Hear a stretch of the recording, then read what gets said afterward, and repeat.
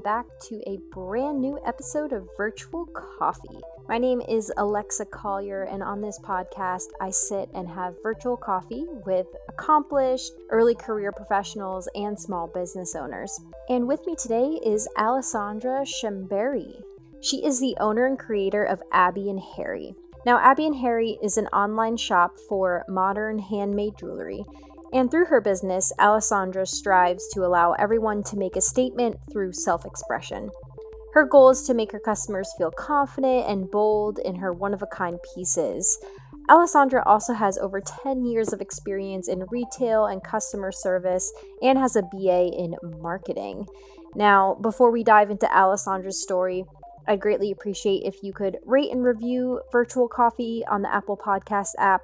You can also find us wherever you listen to your podcasts. We are also on Instagram and Facebook. It's at Virtual Coffee Podcast. Thank you so much for your support. In addition, Alessandra has offered our audience a discount code of Coffee10. So thank you so much, Alessandra. If you head over to her website, abbieandharry.com, you can use that discount code. Again, that's Coffee10.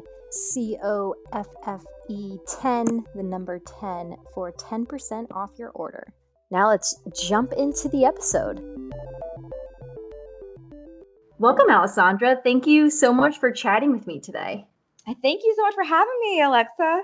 Yeah, I'm really looking forward to hear your story. So let's dive right in. I would really love to hear Abbie and Harry's mission in your own words and where the idea came from to create this homemade and handmade jewelry business. Yeah, so I make jewelry that emboldens and empowers women. I've always flocked towards jewelry and loved accessories to really celebrate my own personality and try on different hats and styles. And so now I'm bringing that to like every woman and making it by hand.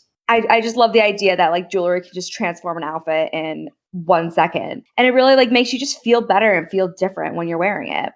I started this back almost a year ago now, actually. Oh, wow. Nice. My 1 year, yeah, of doing polymer clay jewelry. And I was just looking for a new outlet. I've always been a creative person.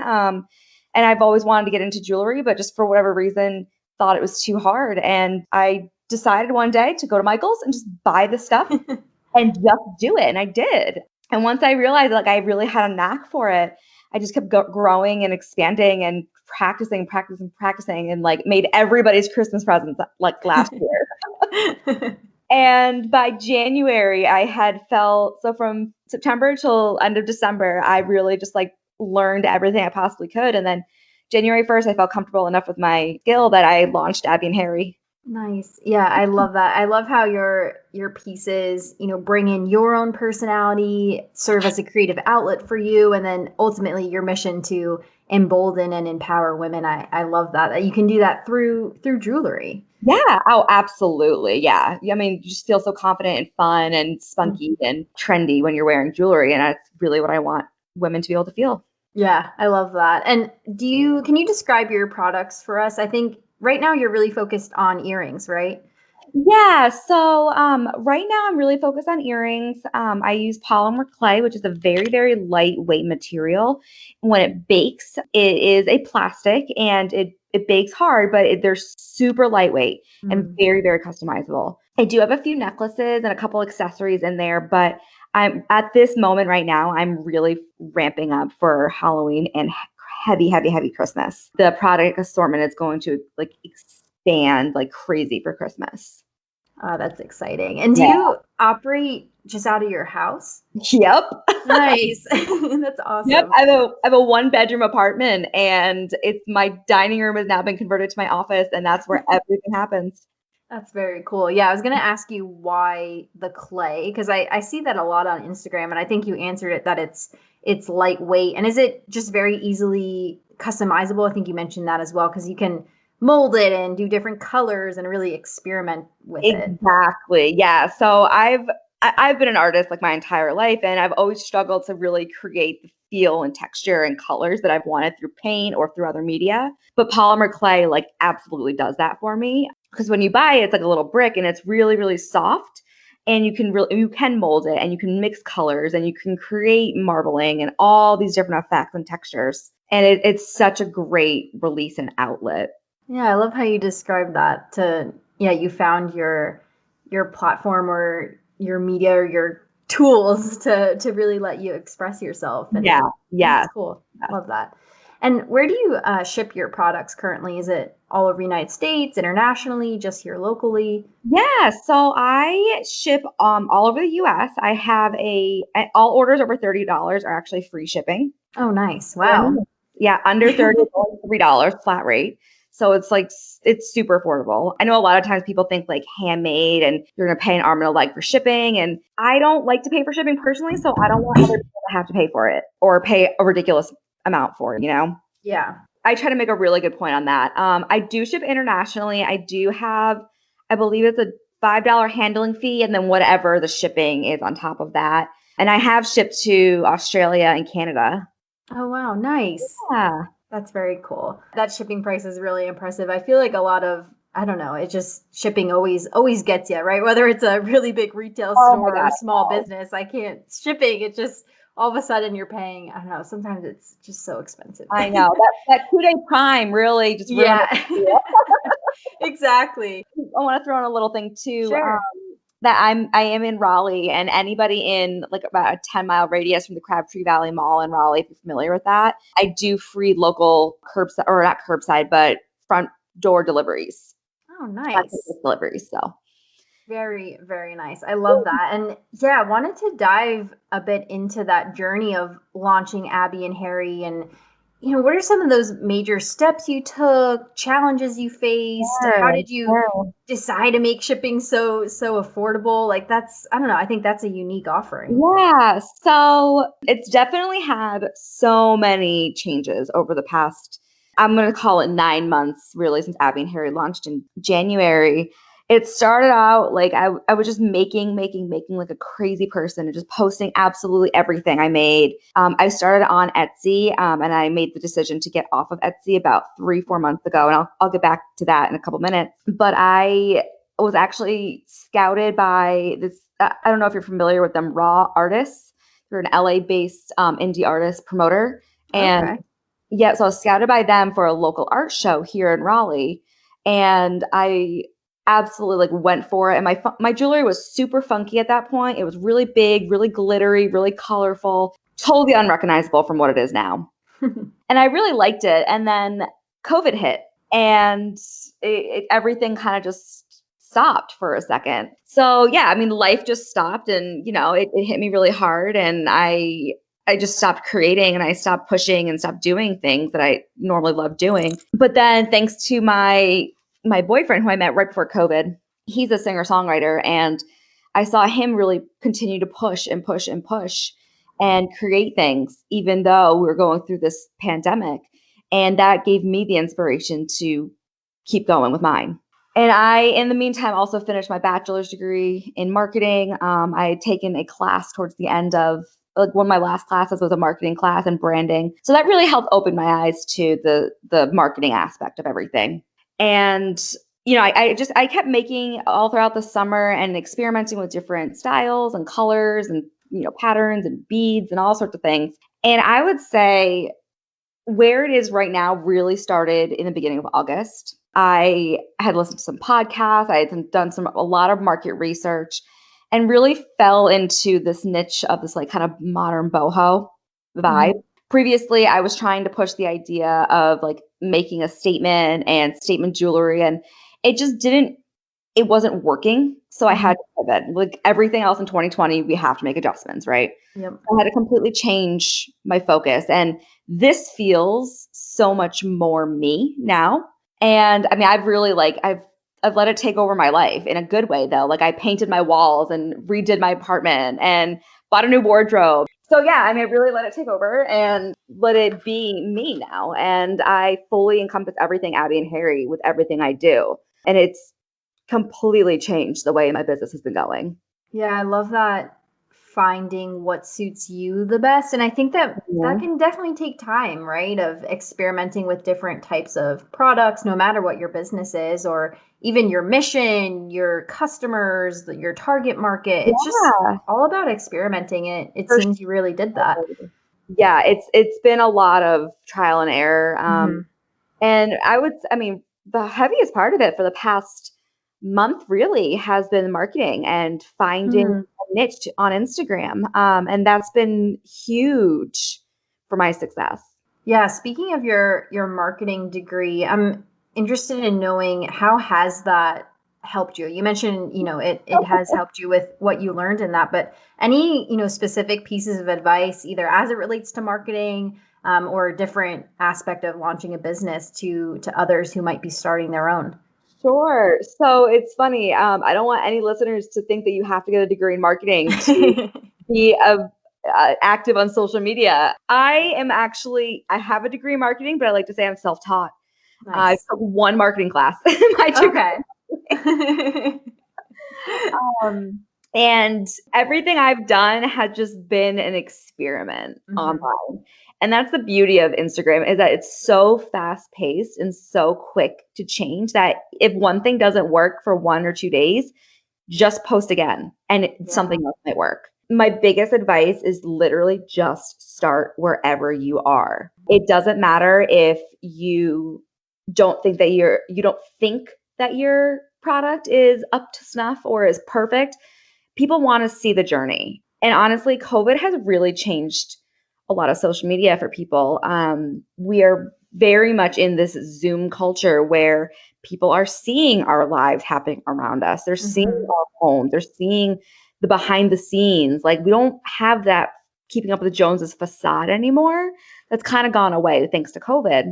And you can let that shine on social media. People really, really enjoy it. And it kind of makes you feel like you have a community and friends when you let yourself share your process. Yeah, I think you bring up a really unique point that I haven't thought deeply about is that people are seeing our lives happening around us. Mhm. That is so true. Yeah, you're no longer, the separation of work and life is very blurred right now, like It just is, very it blurred. is. But from a consumer standpoint, I really do try to think of myself as a consumer and what Hmm. drives me to buy things and what things I'm going to stay away from. And, companies that really do address the pandemic or are allowing their models to take selfies in their clothes so that they don't have to be on Yeah. shoot. Like that to me speaks volumes about how they treat their clients and customers and staff and models. So, I really do try to emulate that. I mean, obviously I don't have big photo shoots going on, but I have no problem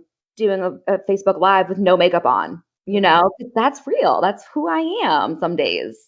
Yeah, that's a great point. Just showing who you are shows who your brand really is. And you mentioned Exactly. you mentioned people love seeing the journey. I couldn't agree more. Like when people post videos of making the clay earrings, I love that. Or Mhm. even, lettering on an iPad, like showing that whole process from start to finish. Yeah. It's just so awesome to see. It Yeah. makes it real. Yeah, It completely does, agree. and I would also add in there too, like, you don't have to limit like, if you are a small business and you wanna get into Instagram and have, like, a separate account, that's great, definitely do that, but you can also make it lifestyle. Hmm. People really do enjoy lifestyle blogging or, vlogging, microblogging, Instagramming, and that's what I do incorporate to mine too, and then you get to reach other customers that you may not be reaching with your hashtags that are limited to just what your product is, so I might post about my dog and reach a whole new clientele based off those hashtags and people who would never have seen it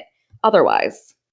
I love that piece of advice, and that's something I'm going to take for myself as well, and something I've been starting to experiment with. Because previously, I kept my podcast Instagram like it's just about the podcast, that's it. Mhm. But now I've started to do. I've really been into Procreate and like digital art, just testing that Yeah. out. And oh, let's do one of my dogs for National Dog Day, right? And I can Yes, still I saw stay, those. yeah, yeah, I can still stay on this brand of it's all hand drawn Instagram posts, right? Like still Yes, maintain my brand, but yes. incorporate that my personal life into it. And yeah, it makes a difference. People comment or like, oh, they're so cute. You Oh my god, may absolutely. commented or something like others who I follow get to talking about our dogs or just some different Exactly, and topic. then that builds such a great relationship with your customers, Mhm. like, my loyal customers, I genuinely care about them, I message them directly. Like, I want to know what's going on in their lives. Like, I reach out and like, I think we're friends. I don't know Yeah. if they do, but I do. And I love them. I really, really, really do. And they're not customers to me. And I love when I get to make a new friend or have a new connection somewhere else in the world that I would never have met before. And that all happens because I'm sharing my life and my vulnerabilities and my thoughts and feelings and my process and my triumphs and cryings and whatever. And I think that's the beauty of a small business is you, the owner, the founder, can interact directly one-on-one with your customers. And that makes all the difference. That makes it so personal. Yeah, it does. Love that. And on this topic of advice, you mentioned you listen to some podcasts. Do you have any specific resources you'd suggest people check out, whether it's a podcast, a book, a blog, just anything specific in terms of resources? Absolutely. So the name of the podcast is a social media marketing podcast with Michael Stelzner. It's on, so I listen to Spotify, so I don't know if he's on other channels, but I'm sure he has a ton of followers. I really, really like his. They're, anywhere from 40 minutes to an hour. They're really in depth, and he interviews a lot of different experts in their field. And he has like years worth of material, but I honestly would only listen to anything that has come out in the past 6 months because that's the most relevant, especially because of the pandemic. And he does address things about marketing during a pandemic and how do we shift our focus and how do we still reach people and what do we do that we all lock down. And, he goes into like Pinterest and Instagram Live, and Instagram Story, like super, super, super niche information, but it's so helpful. Yeah, I'll have to check that out. That sounds very helpful. And I love that it's in a podcast form Yeah. too. I honestly, like the second I listened to it, I changed my entire way about doing whatever I was doing. And instantly I saw success. And Oh, wow. yep. Yeah, no, I'll have to check that out for sure right after this. That's a great suggestion. Thank you. Yeah. Awesome. So back to Abbie and Harry, I would love to know, where are you hoping to take Abbie and Harry? What are your major goals for the business? Just what are your milestones you're hoping to hit in the future? Yeah. So I've been furloughed for 6 months now, 5.5, almost 6 months. And it's been like the best thing. I hate to say it, but it really has been because it's given me the opportunity to focus 100% on this. And I do want this to become my full-time job, my full-time position. I work extremely hard every day on it, whether it's marketing or creating or networking or whatever. I put in the hours for it to be full-time, and I just need the sales to reflect that. But yeah, I really want to really like grow and expand. And I do probably plan on keeping it mostly virtual or online. I don't really think having a storefront is going to be in the cards just because the way everything's changed. But yeah, I mean, I definitely want to launch into wholesale. I foresee doing subscription boxes and like surprise boxes and potentially doing, working with local stores and having my stuff in there too. So those are all ideas I want to play with for 21. I like the subscription box idea. I think that's cool. Yeah, different, right? Like clay earring subscription box. That's different. Yeah, and I want to do like tutorial videos too as part of that. Nice. Yeah, lots of ways you can expand your business. And you mentioned you would want to pursue this full time. And I'm curious to know, like, what are the major drivers to make you want to pursue that full time? And is it simply because you just love it so much, it's your passion? And just how do you go through making the decision of even just finances, like, oh, I can do this full time? Just interested what your mindset is around that. Yeah, so I've been in retail forever, since I was a young teenager, and I've always loved selling things. Whenever I'm passionate about something, I love to sell it, to let somebody else experience it, to share it. So this scratches that itch. But I've also learned over the past however many years, 13 plus years, that I just don't like working for somebody else. I really don't. That might sound, I don't know how that sounds, but I've taken all the Myers-Briggs and the personality tests, and every single one of them keeps coming back, entrepreneur, entrepreneur, entrepreneur. And, I've had dreams as a teenager and early years of college of running my own store, having my own business. I've always wanted to work for myself. I know that I thrive when I push myself harder. And seeing that I actually can do this, like the success of even somebody liking a post drives me again. Keep going and keep going, keep pushing and trying and moving. And even in August, my sales and the efforts that I've been putting in just this month versus say like January or not January, July, I didn't really put a lot of effort into marketing or sales or anything. I was just making stuff. And like, if someone bought it, whatever, I think I made like $40 all of July. Mm-hmm. I am pushing $1,100. Oh, wow. Wow. Yeah. So like it's doable. And I Yeah. have figured out all my finances and I'm not at my goal yet. I'm not there to make it sustainable for a full-time position, but it's, I can see that I can do it. No, I appreciate you sharing that, and congratulations on that success Thank for this month. you. That's crazy growth. That's awesome. Yeah. Yeah, and it seems that, what I'm hearing from you is this is your passion. This is what makes you happiest. And while the logistics of finances and other things are very real and you need to think them through, those are almost like secondary or like fall under the fact that this is your passion. That's what fuels you, and then the logistics will follow. Exactly. And I had a really great conversation with a highfalutin personal business coach. And she basically said, she confirmed everything and that I wanted to do because I was graduating college and I was like, I have a marketing degree. I need to work in marketing because I just thought that's what you did. And she's like, no, like you have this passion, this talent, and this is what you want to do. Why aren't you doing it? And she said the same thing that you just kind of surmised, that once you have the idea, everything else will fall in line. Mm-hmm. The how you'll figure it out along the way. And every single story is different. Every single business is different. There's a million how-to books of how to launch a business, how to do this, how to do that. But like at the end of the day, you can piecemeal it to be your own and come up with your own tactics that work for you. Just because somebody did it this way, just because I did it this way, doesn't mean that that's going to work for you or for your business. And I like how you mentioned how you'll figure out the how, because I definitely agree. Once you have the idea and the passion, the other pieces will fall into place. But that takes a lot of work, right? It's not just let's sit on the couch and watch my business flourish, right? You put in the work to the how, but absolutely, you're driven by your passion. So it's not like, oh, I hate this work every day. I can't wait till I'm a millionaire off my business. Then it'll be easy. No, you're so passionate, so you want to do the work. Exactly. I genuinely love every aspect that I'm doing. Like I love creating. I love playing with new things. I love shopping for the material. I love packaging. I love doing the marketing. I love interacting on social media. Like all of these things, I've built my dream job. Mm-hmm.